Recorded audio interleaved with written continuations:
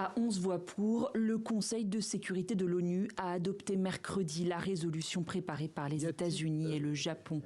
Elle exige l'arrêt immédiat des attaques houthistes contre des navires en mer Rouge. La mer Rouge revêt une importance vitale pour le transport maritime mondial. Actuellement, cette voie de navigation essentielle est en état de crise. Pas de veto, mais 4 États se sont abstenus. La Chine, l'Algérie, le Mozambique et la Russie.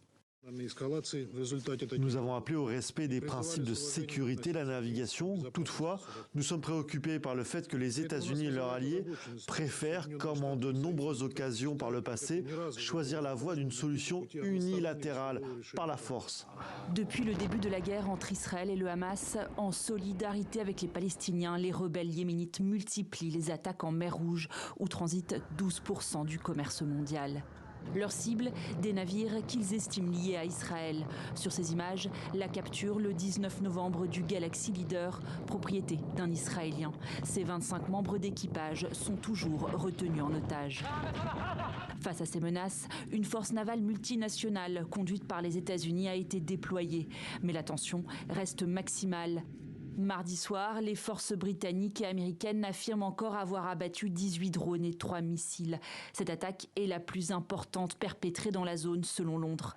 Les combattants houthistes ont revendiqué l'agression. Avec l'aide de Dieu Tout-Puissant, les forces navales, la force de missiles et l'aviation sans pilote des forces armées yéménites ont mené une opération militaire conjointe avec un grand nombre de missiles balistiques et navals et de drones ciblant un navire américain qui fournissait de l'aide à l'entité sioniste.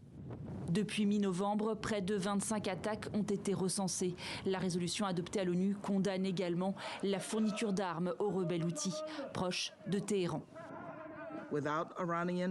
Sans le soutien de l'Iran, les Houthis auraient du mal à traquer et à frapper efficacement les navires commerciaux qui empruntent les voies maritimes de la mer Rouge et du golfe d'Aden. En raison de ces attaques, le trafic de porte-conteneurs en mer Rouge a chuté d'environ 70% depuis la mi-novembre, affirment des experts.